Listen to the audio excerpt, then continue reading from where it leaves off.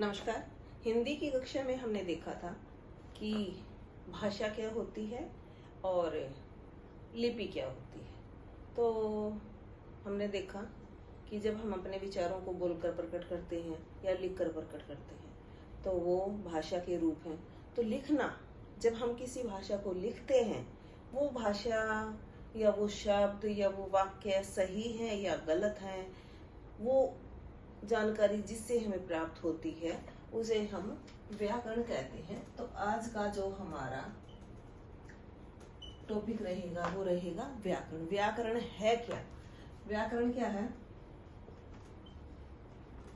व्याकरण एक शास्त्र है, एक शास्त्र है, नियमों से बंधी हुई पुस्तक है, जिससे हमें ये पता चलता है कि जो बात हम बोल रहे हैं, जो भाषा हम प्रयोग कर रहे हैं, वो सही है या गलत है। तो क्या है व्याकरण? व्याकरण एक शास्त्र है जिससे हमें किसी भी भाषा के शुद्ध रूप का ज्ञान होता है, अशुद्ध का भी होता है। हमें पता चल जाता है कि जो हम लिख रहे हैं वो सही है या गलत है। तो व्याकरण वह शास्त्र है जिससे हमें किसी भी भाषा के शुद्ध रूप का ज्ञान होता है। भाई व्याकरण अपनी अलग अलग होती है। हर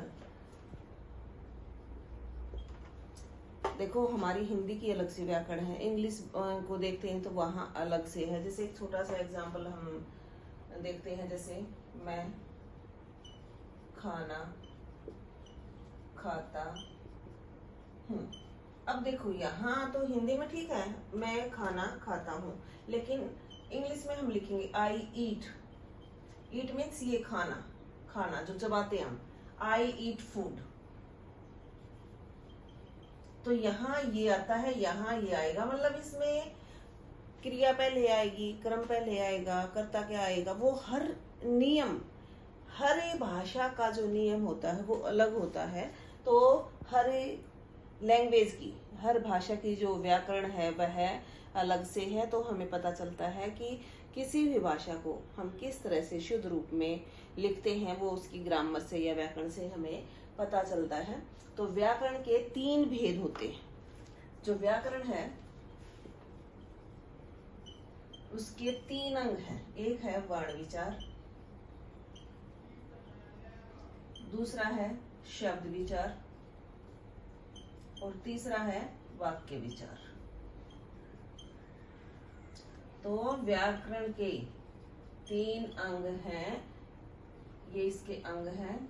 वर्ण विचार है, शब्द विचार है और वाक्य विचार है। अब इन तीनों को हम अलग अलग से अगली कक्षा में देखेंगे। धन्यवाद।